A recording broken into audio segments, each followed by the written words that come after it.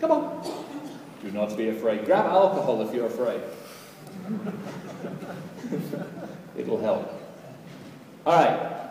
Come on. Come down the sides, guys. Come down. Move down. It's like being on an airline, isn't it? You get a blasted airplane. Everybody at the front wants to put their bags geometrically perfect. It's like, get on the blasted airplane. Let me on. Everybody in? All right, let's get started. So, thank you very much for being here. So we're going to talk about, the whole idea is thinking outside of the box. It's kind of an overused term, for want of a better way of putting it. But what I want to try and do is give you guys an idea of, it's almost a mental shift in how we approach computer security. And it's how we're looking at it from the physical, the electronic, the difference really between auditing and actually assessing.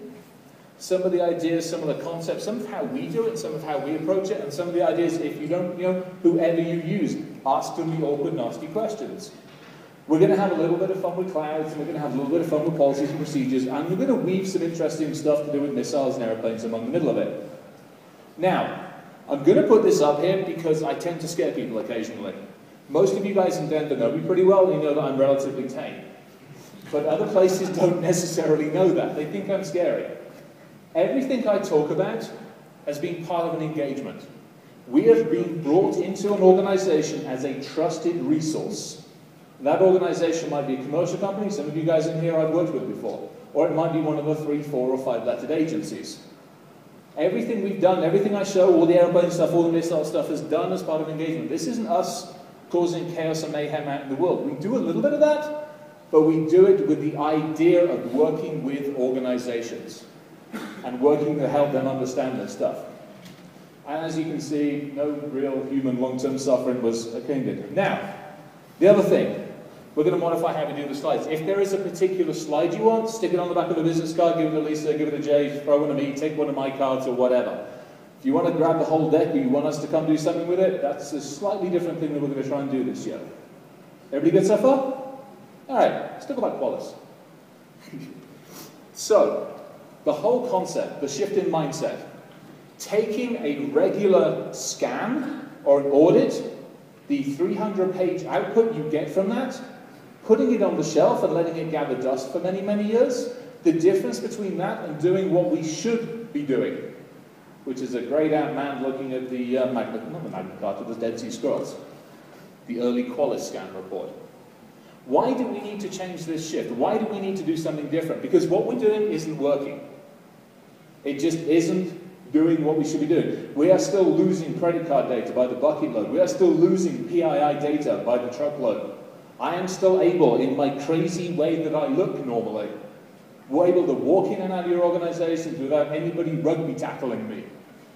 Our users still don't get the idea. They still get taken for granted. They still get taken.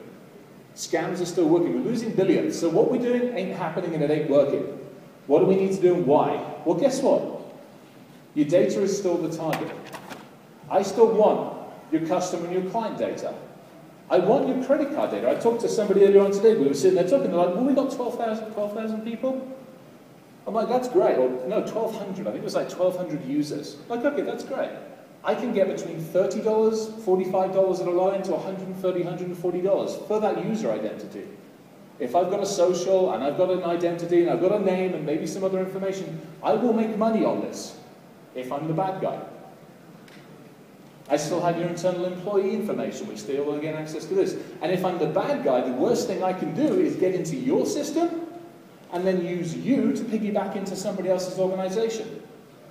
We're seeing a huge amount of that these days. We'll go into some of this. The worst case scenario, if you turn around and say, well, we really don't have any data that anybody wants, well, guess what? You have all the toys. You have the networks, the switches, the storage, the media, and everything else. If I want to put my X-rated version of hamsterdance.com somewhere and I don't want to be responsible for it, I'm going to put it on your servers and I'm going to host it out of your network because you're not watching it and you're not monitoring it. We've seen worse than that being hosted, by the way. Hamsterdance was pretty scary. But it's simple. You all have something. And if you don't think you do, heck, show a hand. We'll have some fun with it. We'll see what we can get for it. So what do we do about it? Why are the audits failing? Why can an organization have a SAS 70, have a PCI, have a FERC, a NERC, a HIPAA, and still get breached? Why do we still get engaged in breach situations where we walk in, they're like, well, we got taken for a flipping mint, and here's my PCI assessment? Because we still fool the auditors. If I come into your organization as a PCI assessor, you will hide all the skeletons in the closet. You will put everything aside and you will put me in a little room and you will hand me everything you need to hand me. And you will contain me. You will tell the staff to only tell me certain things and let me have access to certain stuff. You will contain that environment for me. But guess what? That isn't working. So what do we need to do differently? This is how we do it. And you guys, as you engage with security people, start thinking about doing it differently. Start breaking the phases down, and we'll go through some of these. The big one that we're seeing is digital footprinting. It's knowing what and who you are before we even go into your organization. So we get engaged with a client. At that point in time, we'll take a look at the client. We'll grab their IP ranges, we'll grab their email architecture, we'll find out who they are, who their users are, who the IT guys are, etc., etc., etc. We'll go on MySpace and YouTube and we'll look at who's posting firewall configs on the internet and all this kind of stuff. We'll take a look at the IT guys, because unfortunately we are the worst. If we have a problem, like, oh, I can't get into the SQL database, or here's my SQL command control architecture. I posted down on the SQL public internet system. Or I can't get the PIX firewall to work, or the ASA to work, so you dump the config and you post it onto a Cisco forum. Last time I checked the data store I had, I've got about 400 and something odd thousand Cisco firewall configs. Most of them have the enabled password showing. I don't have to break in if you're going to give me the keys to the kingdom. The other one that we're going to dig into as well, business partners and vendors. They're bloody awful.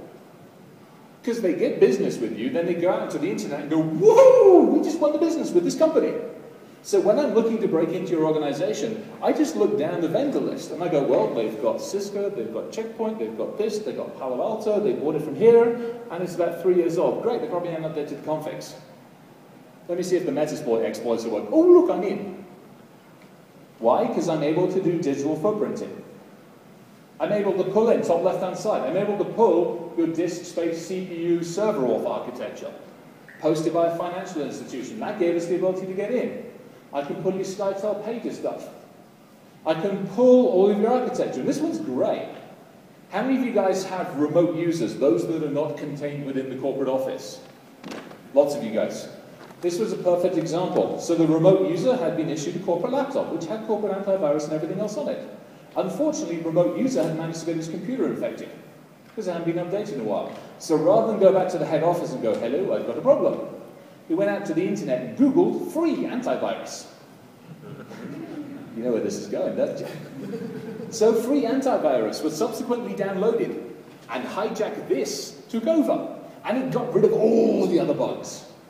And then it installed itself. And at the same point in time, it dumped the entire sysconfig and posted it on the internet as well. So now we have the entire organization's configuration settings, etc., etc., etc. You guys can do some of this. We have a pretty nasty, mean engine that does this for us. Some of you guys have seen bits of it before. We have a couple of clients who do crazy things with it, but you guys can do basics of this. Open quotes at mycompany.com, close quotes, and then a couple of SQL or Cisco or whatever else you're using. Find out who's posting stuff on the internet about you. And if you really want to have fun, you can footprint the patent office. This was fun, so this is something we're going to weave into this little story we have. We did some work with aeroplanes. Now, aeroplane networks are not like normal standard networks, but we didn't know that going into this. So we had to do some research. So we went out and we figured out who the aeroplane manufacturers were and who made the airplanes and all this kind of stuff. Then we went to the patent office and Googled the people that made the airplanes. And we pulled down the configuration of the airplane, then we pulled down how to configure and how to get into it. Then we pulled down the actual command architecture, and then we pulled down the commands and command resources for it. We built our own communication transportation for the blasted thing.